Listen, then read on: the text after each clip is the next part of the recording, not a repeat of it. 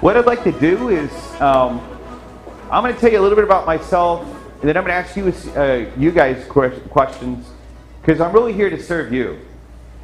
I get to speak all around the world, and it's cool to get to work with startups and stuff like that. But truth be told, I've got 5 generations of family within 30 miles of where we're standing or sitting right now, and I kind of really like the idea of serving people from where my family's been from since 1868. So my background is I've been a long-term technology entrepreneur. I've built companies. I've built 7 different companies that are actually interesting. I'm kind of typically the kind of guy who starts a company from the first 0 to $500,000 worth of revenue. I've done that. Out of those 7, 6 of them were at least that. 2 of them were to $1 million before I kind of handed it over to someone else. I'm a founder type. And I started Tech Ranch years ago because I actually had a personal tragedy. I lost one of my friends who had taken her own life. And the thing that kind of happened was that once that happened, it was no longer possible for me just to be one of those tech guys who started another company and made some money. And then I actually had to go do something that's much more of my mission is to help entrepreneurs get their businesses off the ground. And then through doing that, changing the world. And changing the world for the better. Not just about making money, but it's actually also about working with companies that actually really have technologies that could change the world for the better. What I'd like to do right now is, since I'm not going to be working with slides, I might still use my slides as a little bit of a crutch to help me with the outline that I have. But I really would like to hear from at least 4 of you. What do you want to know about the startup world?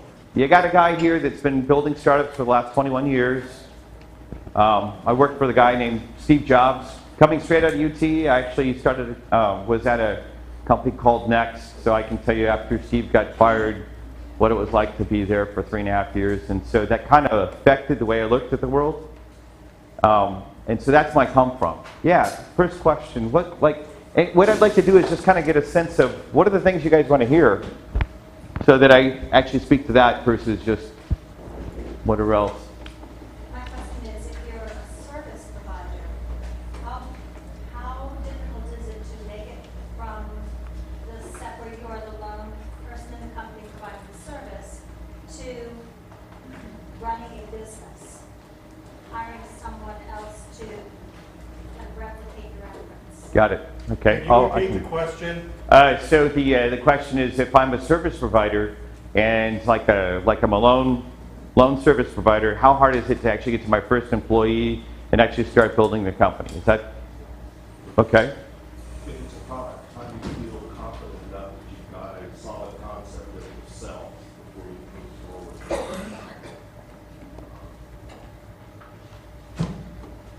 Okay. So the question is, if I'm building a product, how long do I need to have before I know that I have a solid product that actually can go sell? That's different. No, sorry. How do you know that the product concept? How do I know the product concept is strong enough?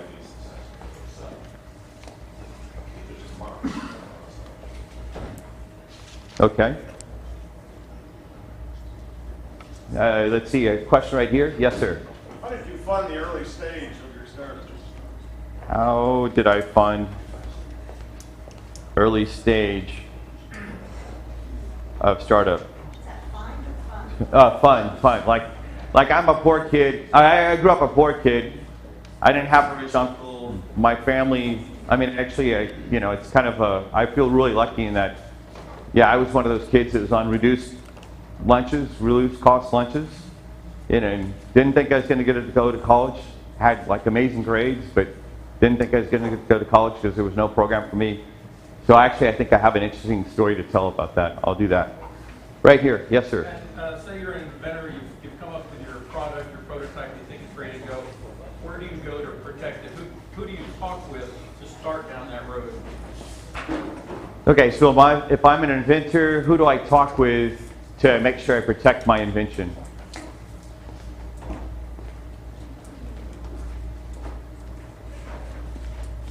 Okay.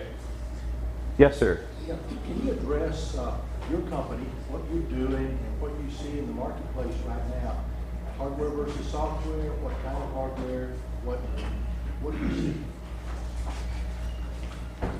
Okay, can I address my company? What does TechRanch do? What we're seeing, hardware versus software, and other things like that.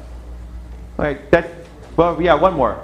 Yeah, so on the kind of the marketing side, the tension between marketing to prospective customers and building the business, and marketing to potential investors for a liquidation event down the road, kind of the tension between those two. So marketing to the investor versus marketing to the customer. Right. The tension between the two. I have a really strong opinion about that. Okay, so let's just, sure, one more. What do you know now that you really wish you would have known then?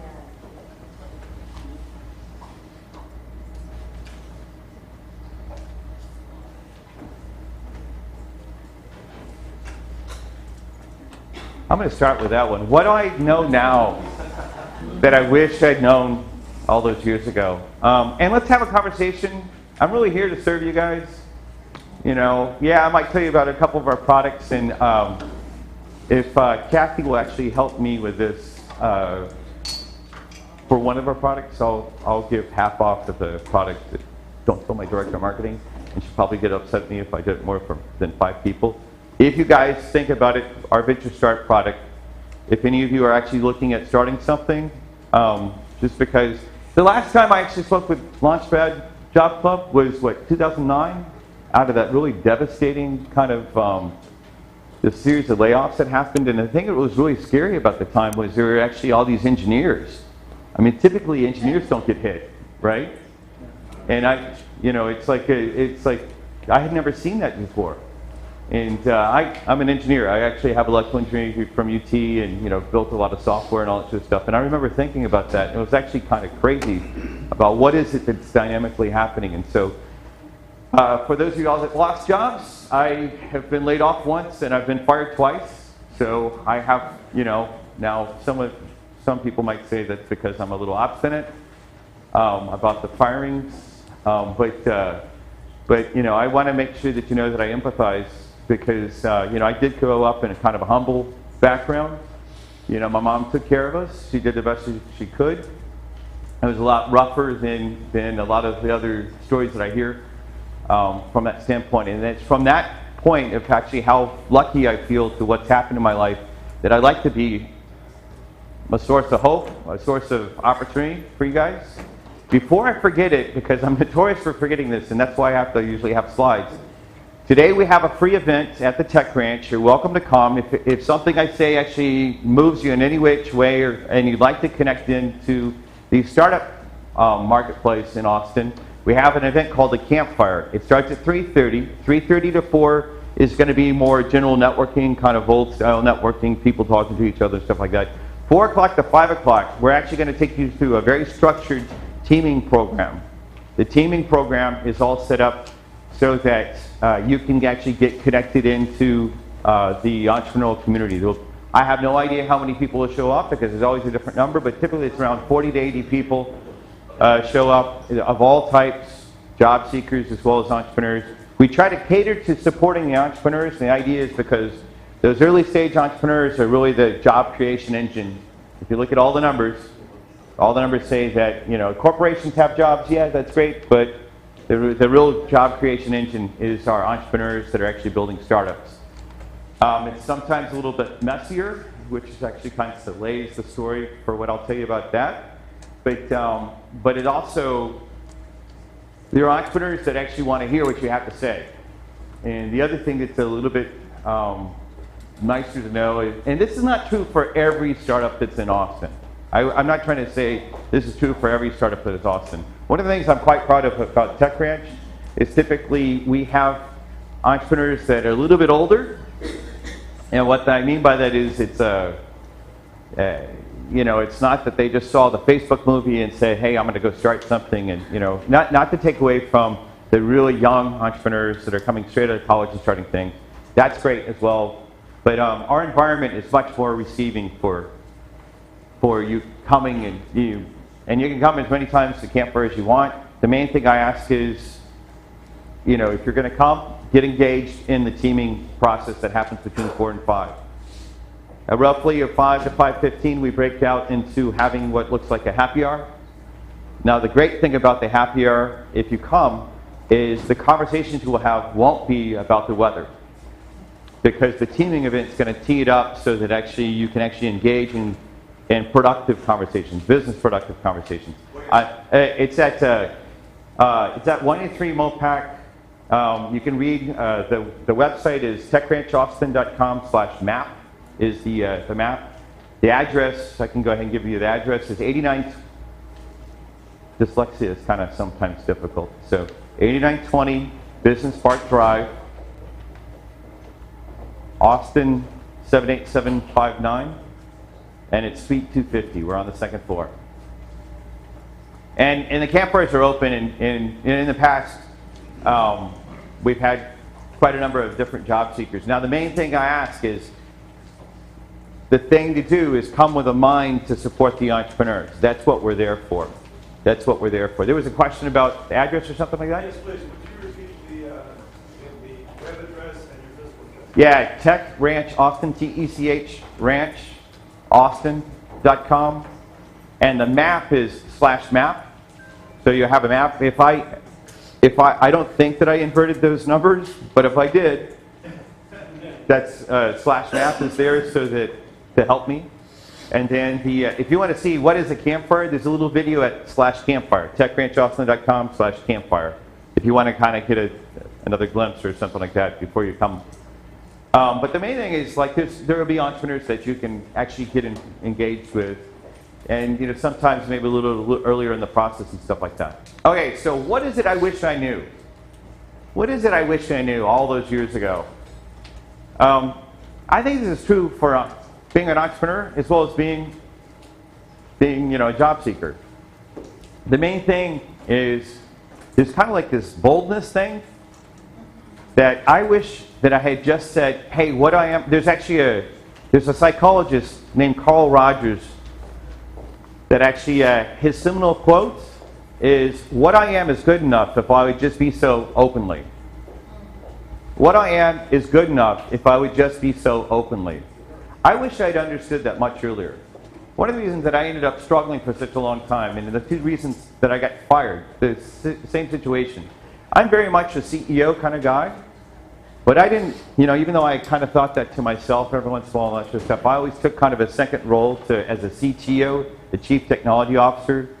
From middle school on up, I was actually writing software, I was doing all sorts of other stuff, and so I said, well, yeah, when there was an opportunity to actually start another company, when I actually joined the first startup that I actually got fired from, I'd actually already been working for myself for 5 years, and I'm like, well, I really don't know what's going on. I'm gonna go with this guy, and he's got some really great things, and maybe he can offer me some stuff that I just can't see why I can't go any higher.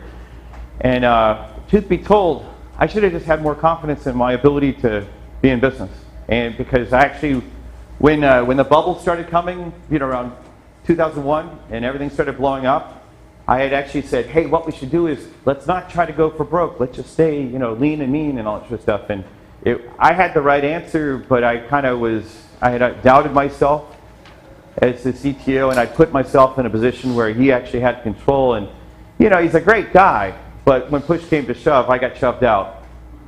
And the thing that actually I put myself in that position again a few years later, and I kind of wish I just had realized, wait, what I am is good enough if I just be so openly. One of the things I'd say to each one of you is you've gone through a job loss. I understand that sucks. I actually, been there. So, slightly different situations and all that sort of stuff. But the main thing is sometimes we're kind of hiding. The corporate world is different than the startup world in that the corporate world, I think, teaches you to hide more. I've always been in the startup world. I worked for Steve Jobs. While I was still in school, I got to see this rarefied, some might say weird, experience. And, I'm kind of glad it warped my brain that I've never been able to step back from that experience. I just kind of wish I'd actually gone a little bit further with it. That thing. And all I can say is in this transition, at least I know many of you are thinking, hey, that's great. I got to get a job as quickly as possible because I got to put food on the table and stuff like that. But the thing I'd actually say is invest a tiny bit of your time. Invest a tiny bit of your time towards whatever it is that you really care about. One of the slides that I actually have on here is it's like a big circle of passion. It's a Venn diagram. Passion meets the skills that you already have, meets the marketplace. The message about that is, so the internet has brought all sorts of new competition. I mean, that's, a lot of the jobs that have been lost here have been lost because the internet made it possible for someone in Asia to do that job. There's a lot more competition than there ever was before, and it's just going to increase. That's the downside. The upside is there are now markets accessible to you that there wouldn't be any other way. And you have to see that silver lining in it, because if you do, that little switch in the brain kind of will open up. And so first thing I'm saying is what I am is good enough if I do so openly. But the second part is, in the market as big as it's gotten, there's a space for you to actually do that. You have to think about this, though, in terms of investment versus an expense. What's the difference between an investment and an expense?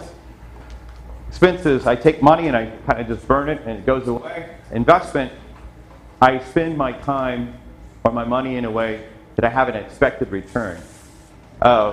If I could say anything, even though you might spend 35 hours this week looking for the next job, make sure you spend 5 hours towards your own thing, whatever it might be. Like the example that you gave earlier, I'm starting a services company and I want to figure out how to get to the next person.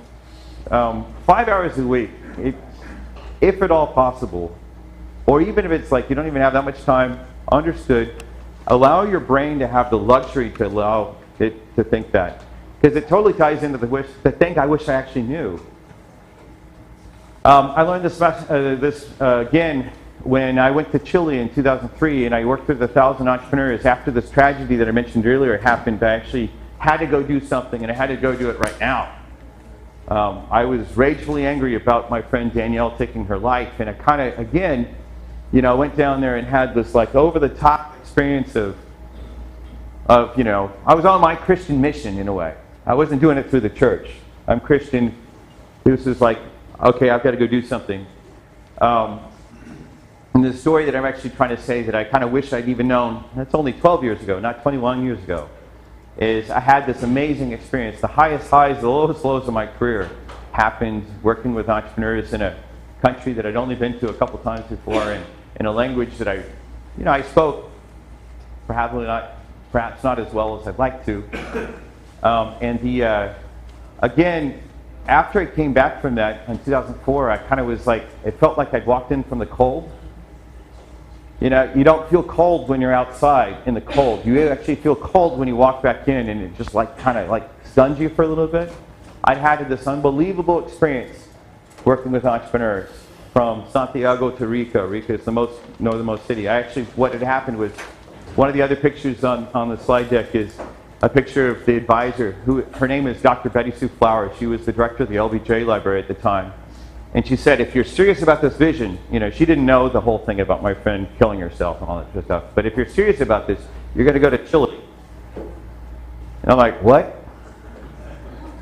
And I actually thought I was going a little bit crazy, and because my dad had been, he had actually, at one period of time, went crazy and was institutionalized. I was kind of like, oh wait, this is a little bit too far out. This is unreasonable.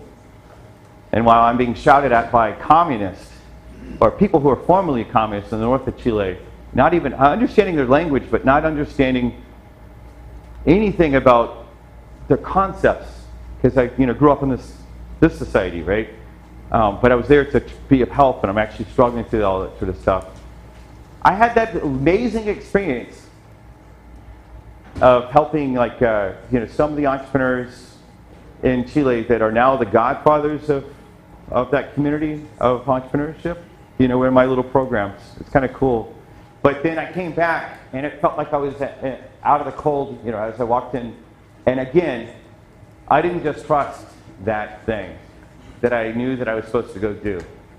Now, something happened a few years ago, and it kind of woke me up, and I, again, was ready to go back into the fray to what I really care about. I think it's okay to actually take that step back, but what I'm trying to advocate for is you guys in this transition is to allow yourself to spend a little bit of time on the thing that you really need to do before you have your last breath, whatever that might be for you. The cool thing about what's happening in Tech Branch now is we're now doing business around the world, and you know we've had more than 5,500 entrepreneurs go through our programs, and you know we're about to announce. If you get on our email list, we're about to announce in the next 4 or 5 days like a major thing, and people will finally say, "Oh, that's what he's trying to been doing all this time." Another foreign government is actually buying into what this vision is about. How can we help entrepreneurs at the earliest stages of their history, typically when none of them have anyone advocating for them, which I'll actually now speak to about the investment thing. What do you do about how do you fund the first steps? And you know, a lot of them just need a little bit of lift, a little bit of lift. The story I want to tell is about my grandfather, about continuing this idea about how do I invest? How do I actually make stuff happen? My grandfather, who is up by Jonah, Jonah's by Taylor, Taylor's by Round Rock, obviously by Austin. His cotton crop was hailed out 7 years in a row. And how is it that he actually made it by being able to pay for, you know, take care of my mom, my aunt, my uncle, and my grandmother? One of the things we've forgotten in the United States that actually I got to learn in Chile, and I also got to learn with the work I did in Mexico. And you know, actually the lesson that was given to me as I came back from Chile in 2003 was this idea of community. Now, Launchpad Job Club gets this, right? You guys are here in community to help each other. Some of the conversations I heard earlier when they were around here, hey, you know, this might be something, you know, job that you're interested in, all that sort of stuff. That community thing, I mean, that's what made this country great. Now, I do know it was forgotten in startups. I spent you know, a couple times in my career in the Bay Area. Bay Area is like supposed to be an amazing place. You know, San Francisco, that's supposed to be an amazing place to launch startups. But the thing that, if I could use the word sucks about it, I'd say that. I hope I don't offend anyone with any of my language. But the thing that doesn't work about it is, if you're in social media technology and I'm in water technology, right? Those are two different fields. You and I are like this, trying to choke each other out. That doesn't make sense. You and I are not in competition, right? You're doing something totally different than me. But something happened where it's important, you know, there's this weird culture that emerged where you and I are like trying to like kill each other. And it's destroying the culture out there. One of the reasons that Austin, by the way, the Kauffman Foundation, which is known for entrepreneurship, actually just said that Austin's the most entrepreneurial city in the United States, is because we still have this thing where we actually care about each other. Like in my grandfather's case, I'm a farmer, you're a farmer, I'm going to help you build your barn, you're going to help me build my barn. Government's not involved, no one else is here, you know, in the middle of Jonah, Texas. It's only that we do this that we actually survive, right? You guys are practicing this here in Launchpad Job Club. You should take it to everywhere else that you can. We need to bring that back to the United States. You know, as we're going through the changes that are going to happen, you know, we need to have a much more stronger sense of community. So if you read the book that I haven't printed yet, but I actually have written, I'm getting to it. I call this concept social capital instead of financial capital. Now, I think it's only because of my upbringing that I got lucky that I didn't know this until I went to other countries and I realized I could see stuff happening that wasn't happening here. And actually, I started reflecting on what happens in Austin, Texas. One of the most valuable things about being here in Austin, Texas is you walk down the sidewalk and people smile at each other here. Go to any other place in the United States. Does it happen as much? It doesn't. So we're a little bit ahead of other parts of the U.S. And I actually personally think, as an entrepreneur who's been toughing it out in this market for the last 20-something years, that that's actually why I got by and why I want to live here versus the other. I've lived in 9 different cities in my career. I know something about a bunch of different cities, but that's why I wanted to live here. I grew up in San Antonio, by the way. Went to school, went to college here. Then Boston, Chicago, Guadalajara, Mexico, the Bay Area, Phoenix, Dallas, San Antonio, and Santiago de Chile. Right? I've been around a little bit. And the thing about it is you can actually walk down the street and you actually see people who are smiling at you and they're not trying to get in your wallet. They're just smiling at you. We have to fight to keep this here because Austin is growing at 150 people per day, right? It's like the statistic that the Chamber of Commerce says, 150 people are coming in. I'm concerned for the startup market here because there are people that are bringing the influences of the Boston area, the New York area, and the Bay Area here. It's so that it's kind of creating situations where you and I are like this. We have to reject that. We have to be more mature than that. Now, if you're selling Dell laptops and I'm selling HP laptops, yes, the competition's on, right? And after 22 years of studying martial arts, I have no problem competing. But it doesn't make sense. It doesn't make sense, this type of mentality. So now to answer your question directly, the thing that actually happened was, because I've always been kind of connected in the community, the number of people who actually helped me build my startups, especially when I screwed up, or the one time that I have one time where I really did lose a lot of my own money. I was like, this idea is so cool. I'm going to do it all. And I moved all the cash that I had. I've been close to bankruptcy twice in my career. The first time was this idea of computers that can read emotion. We're going to change the world because computers can read emotion and they're going to help people interact with each other stronger because we're going to actually help them. It's really cool technology. That was the first time. The second time was, on this path of, I'm going to go to Chile and help entrepreneurs there. I'm going to go to Mexico and help entrepreneurs there. I'm going to do it all across the United States. And I spent every dime I had. And in both times, the only thing that picked me up was I had a handful of friends who helped me get my next taco. And I'm quite seriously. So that was the downside. The upside is, part of what I learned from that is to use social capital versus financial capital.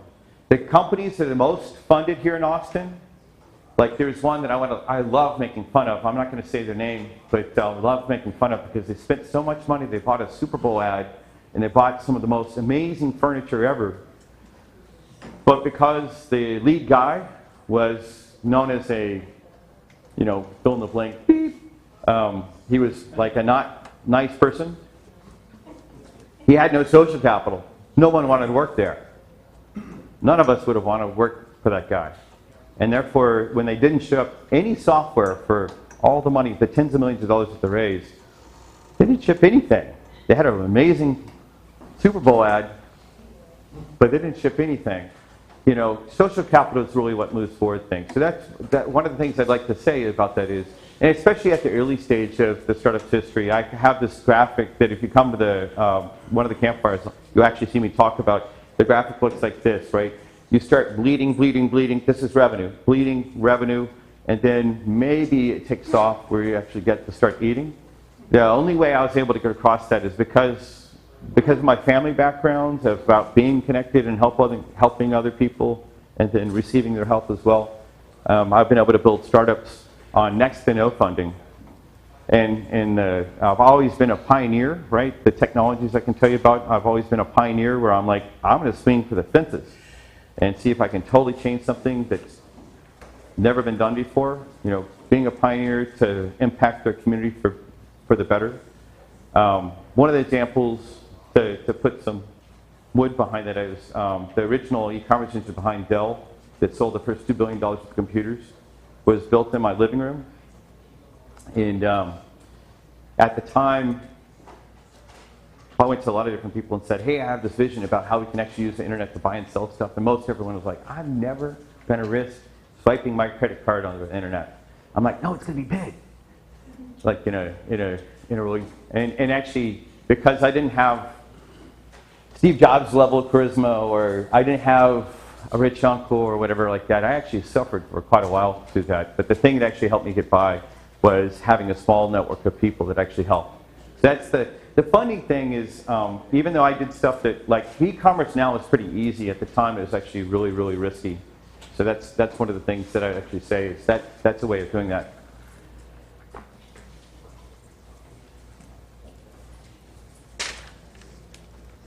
I want to speak to the idea of the product that sell, the concept that will sell. Most of you guys actually, if you really have a concept that you kind of feel strongly about, it's actually pretty surprising what you can actually make happen with a product that, for whatever reason, you come up with an idea and you actually, you think that it actually works. I actually think that, back to my very first message about, typically if you have insight and you think that this actually, especially if it's a need that you actually believe in, like, maybe you're serving yourself as a customer, that's typically good enough to have a real chance at the market. Now, this is a little bit counter to other people. There's a caveat to the way I actually say this, though. Does anyone know, you watched the movie Facebook? Where did Facebook begin? College, but specifically which one? It started at Harvard. Most entrepreneurs that actually hit the wall because of a product reason try to go too big. They're like, I want to go after a $2 billion market. Well, the problem with going after a $2 billion market is so is IBM, so is everyone else. Companies that want to go after a $2 billion market, Dell's going after $1 billion markets. But if you could actually find a little $1 million market, or $10 million market, that's actually quite interesting.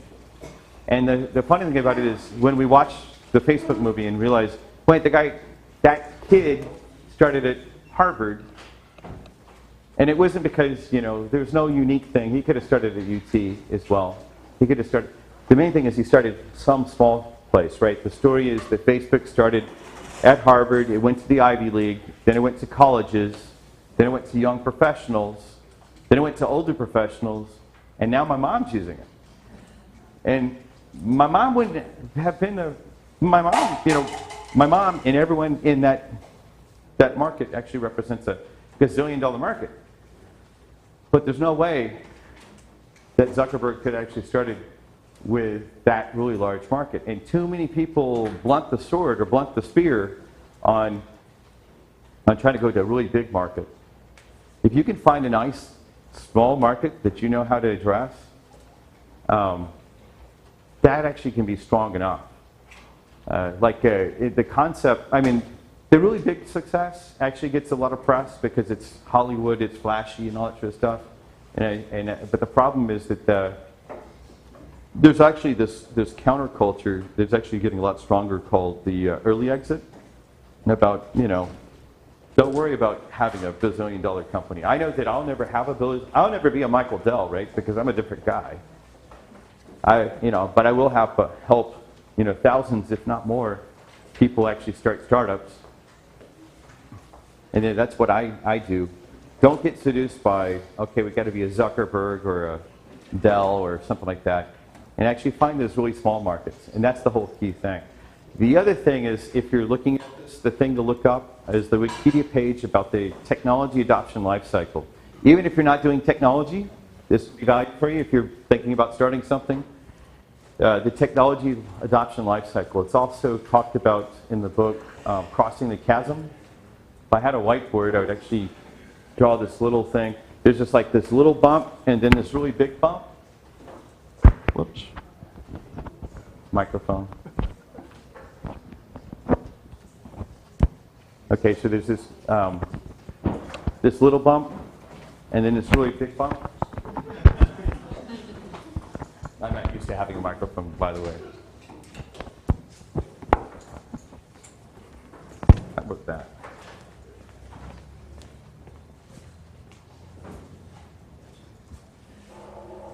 In the Wikipedia page, you'll see that there's this little bump and this big bump. This little hole in the middle that's the chasm. The idea is that when the iPhone came out, remember there were guys that actually camped out for 2 to 3 days at the Apple store? They're in this little bump. And remember, there was an antenna problem with the phone, but there were still zealots. They were still zealots. They still had to have a phone. Phone sales didn't slow down when that little antenna thing happened. But they were in this little bump of the market for Apple. This is innovators who build it themselves, right? Some of you guys, I'm sure, with engineering backgrounds, build products for yourself because that's what you do. And then the second part of this little bump is called early adopters. Now, early adopters look a lot like early majority customers. Now, this is where the really big thing happens. Early adopters will love you, even though your product works only 60% of the time. Whereas early majority look very similar, and they actually kind of like, well, I think it'd be sexy to have one of them new Apple phones. You know, they think that they are at the cutting edge, and they are, but they need to work 100% of the time. So the key thing to do is to make sure you're finding your early adopters. These people like you. These people love you.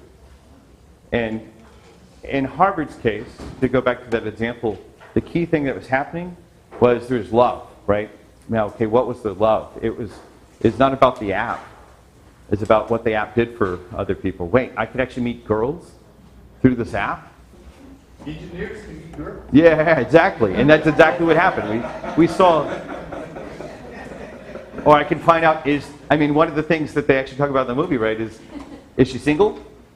Right? And of course it got adoption. And then, the women, I'm sure, figured out as well the same thing about, well, maybe I want to know something about him before I actually go out with him. Should I, some way.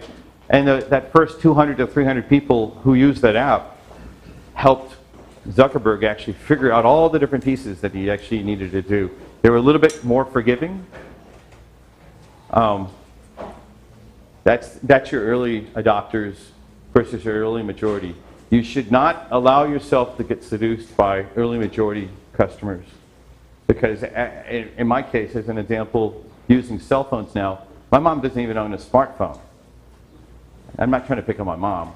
I'm trying to say that there's no way that she would have been one of the people who camped out for for an iPhone. But there are more. If you think that you have a good idea, and you're going to find a small group of people that actually really tell you that, and I'm not just talking about friends who will nice you to death.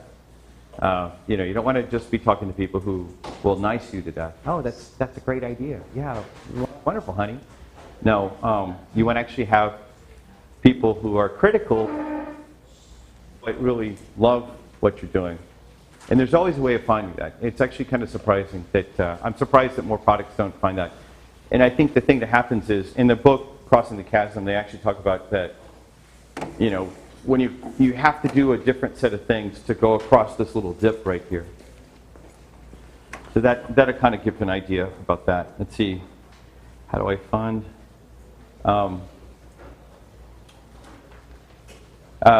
Inventor. How do I protect my invention? I am crushing my time right now. Talk too much. Sorry. About the invention, the quick thing is there are a number of different patent attorneys that actually you can engage around. If you come to Tech Ranch, just ask us for a list or ask us for an introduction. If you are building something and you have a product that you actually want to do something with, that you want to protect, one of the office hours that we have for free is with IP attorneys, intellectual property attorneys. They still will eventually cost money, and you have to be careful about that because, if you're building an unfunded business, that's actually kind of difficult. The thing that I would actually suggest is look at the, my mind's going to block the name, but the patent, what's the name of the patent? No, the patent process that you can actually do you can do it yourself, but you can actually also file a provisional. That's what I was looking for. Sorry, the word's right there in my brain, and sometimes it just doesn't work. You can do provisional patents. I'm not a lawyer, so what I just said was not a law opinion, but we do have a Tech Ranch if you're doing that sort of stuff.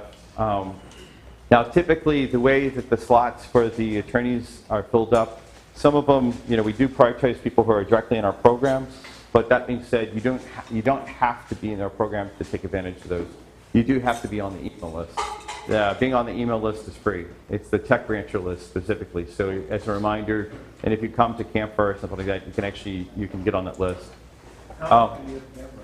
Second and fourth Friday of the month. So the other thing about protecting, on the general idea of protection, the social capital thing only happens if you're sharing. And if you truly have something that is truly patentable, like you figured out how to, like some of the engineers in the room know how to tickle electrons and get them to go from this valence level to this valence level, right? You know how to do something like that. That's something that makes sense to get distracted by the patenting process. But if you don't really have something that fundamental, a lot of times people have ideas that it doesn't necessarily make sense for them to patent. It makes sense that you actually move as fast as possible to get the business going. The thing in the 90s like in the 90s when I was building companies, it was all about how many patents that you have. Today, in day and age, it's about how fast can you move. It's about execution speed and versus patentability. Now, some of you, though, I recognize have science that you know about, and because you have the science, the science should still be patented.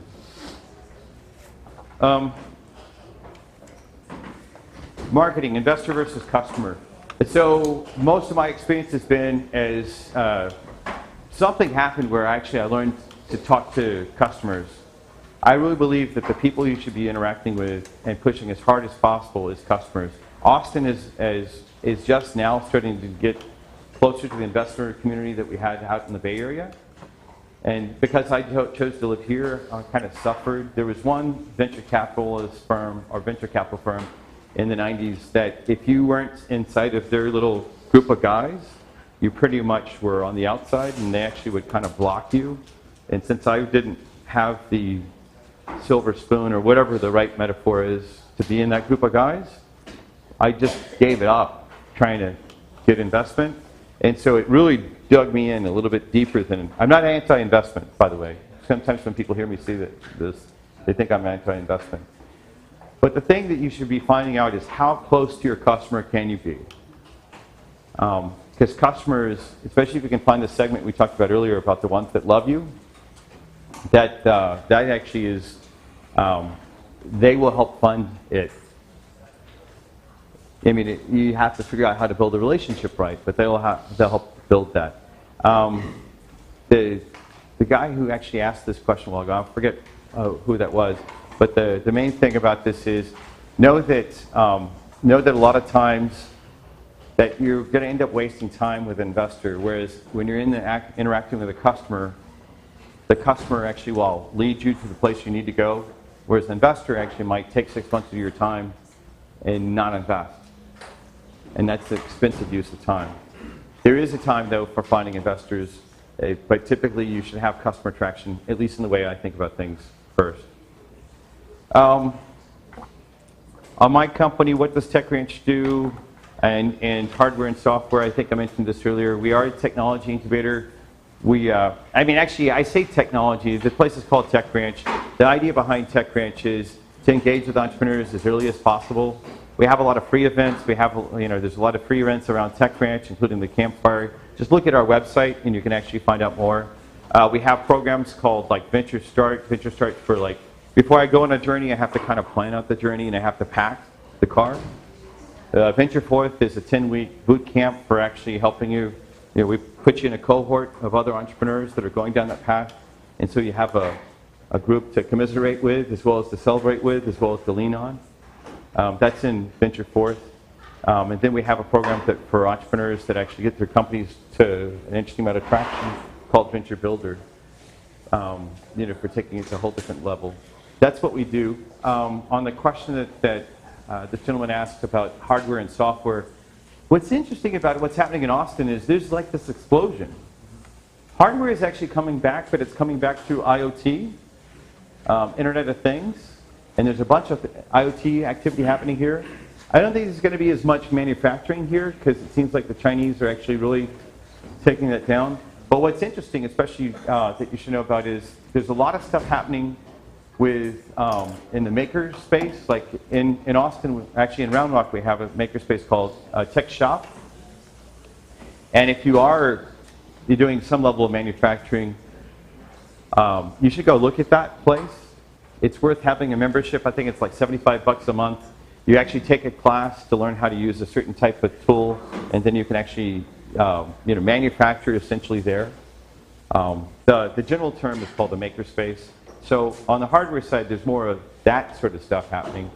But Internet of Things is going to be pretty big, and I think Austin's well positioned for taking advantage of that. So I think, let's see.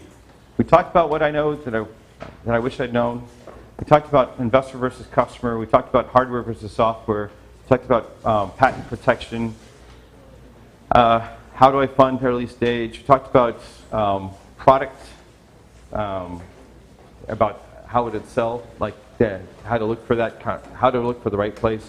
And so I think this lady's question about service provider will round it out. The main thing about that is, so at some point, the book to read about this concept is called The E-Myth. The E-Myth Revisited, or there's actually multiple copies of this. It's by Michael Gerber. It is difficult to go from like, I'm a single, lone wolf to I actually now have management problems because I have employees. I think that one of the best examples of that is Michael writes about this woman who's building a pie business, and essentially she loves making pies, and then she starts building a pie company, and it ends up being problematic. And I think this is it's a real story that he's telling, and this is true whether it's a pie company or if it's a technology company, that you have to go through a set of processes and build out those processes. I've struggled with that because I'm, like this visionary technology guy, and learning to manage it's like a, kind of sometimes notorious, like in a Steve Jobs kind of way about not being a gentle manager. That being said, that book is actually one of the ones that actually really helped, and I would just point to that. The other side of it too is, even before you actually hire that other, that first employee, find other partners, like I was saying earlier.